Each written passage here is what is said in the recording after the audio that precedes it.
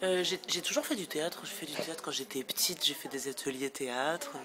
Quand j'étais gamine, le mercredi, je faisais du théâtre. Quand j'ai 14 ans, je suis passée en lycée théâtre. J'ai fait un bac théâtre.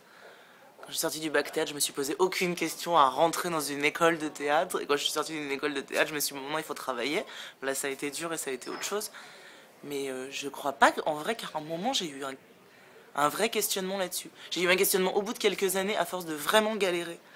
Et à me dire peut-être que si je galère autant, c'est parce que je suis très mauvaise et qu'il faut que j'arrête tout. Et là, c'était vraiment, il y a eu le moment où je me suis dit j'arrête tout, enfin j'arrête la mise en scène, j'arrête de tenter d'écrire, j'arrête de jouer, je quitte la France, je change de vie, enfin un truc pas du tout romanesque quoi.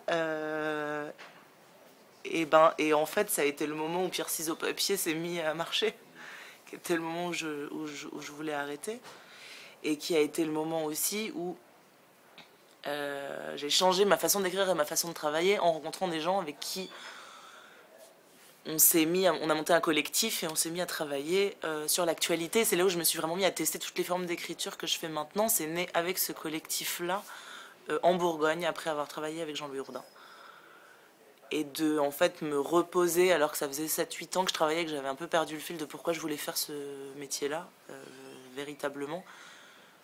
De rencontrer des gens avec qui on est reparti sur des vrais questionnements de l'engagement militant, de l'engagement politique, à tous les degrés, c'est-à-dire dans qu'est-ce qu'on raconte dans nos textes, mais aussi de la politique culturelle, de comment on les présente aux spectateurs, comment on réfléchit, quelle forme on veut pour ça, et avec un groupe dans lequel on pouvait aller vraiment loin dans les réflexions et dans les débats, et dans la joie de travailler ensemble aussi, et dans l'amour, enfin, et dans un truc vraiment joyeux, de remettre le théâtre sur des formes ancestrales, engagées, agacées, amusées, face à la vie, ce que Jean-Louis Jourdain appelle danser sur le scandale du monde. Formule que je lui emprunte depuis et à laquelle je souscrirais. C'est pour ça que j'ai continué à faire du théâtre. C'est pas la question, parce que j'en ai fait sans me poser de questions pendant 20 ans, j'en sais rien. Et si j'ai continué à faire du théâtre et que j'ai pas arrêté à un moment, c'est parce que j'ai rencontré Jean-Louis Jourdain, parce que j'ai rencontré ceux qui sont devenus le collectif des clous dans la tête. Et que ça m'a vraiment rappelé à un moment où je me questionnais là-dessus, de ce que je crois vraiment de nécessité et d'importance et de possibilité citoyenne, politique, joyeuse, indispensable, ouais, de la forme art dramatique, quoi. Moi, si je dois signer sur un auteur de théâtre qui est celui qui aura dès le départ marqué, initié, enfin vraiment, quand je suis venue au théâtre en me disant ok, il y a ces formes-là qui existent, en termes d'école, quoi. On va dire quand même qu'on va commencer par vers Brecht, hein, qui était... voilà, je vais plutôt signer avant tout Brecht. Et, et la première mise en scène que j'ai faite, donc pareil, je pense que c'est le truc assez inconscient à l'époque, j'avais 18 ou 19 ans, c'était Heiner Müller, le goût de l'humilité, quoi. On a 18 ans, montons du Heiner Müller, donc c'était l'opéra du dragon.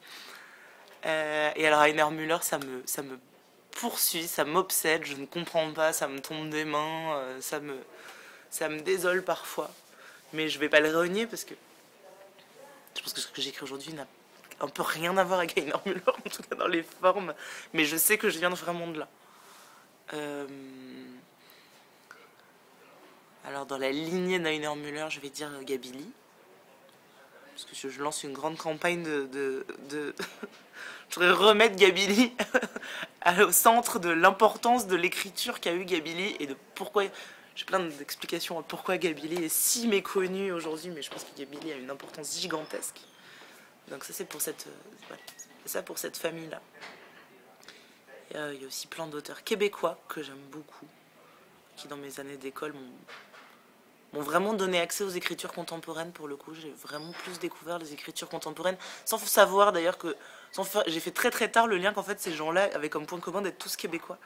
Je l'ai découvert il y a 3-4 ans, je me l'étais pas dit, mais des textes comme ceux de Normand Chorette ou Daniel Danis, je crois que sur un rapport à la d'audace sur la langue, et de trame de l'histoire, quoi, quand même, hein, ce petit côté américain plus poétique que du théâtre américain et plus littéraire. Donc ça, des auteurs québécois, il y en a pas mal que je pourrais citer.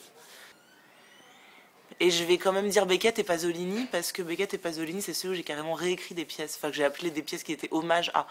Et je me suis toujours l'humilité, le petit projet un peu simple et humble, donc réécrire Pasolini, réécrire Beckett.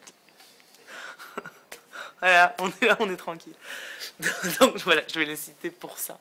Non, je pense qu'il y a un petit côté un peu comme ce que faisait Müller avec les matériaux, quoi.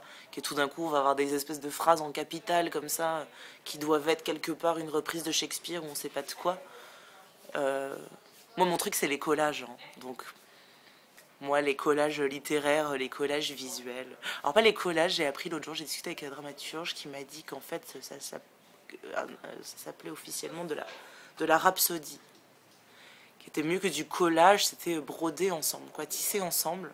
Je me suis dit, je vais garder ce terme de rhapsode, qui est beaucoup plus chic, mais je garde aussi le côté collage qui est un peu dégueu, avec de la colle ustique, c'est comme ça, puis c'est jamais très bien fini sur les bords. Moi, ça me plaît. Moi, j'aime l'esthétique du crado pas fini, mal découpé.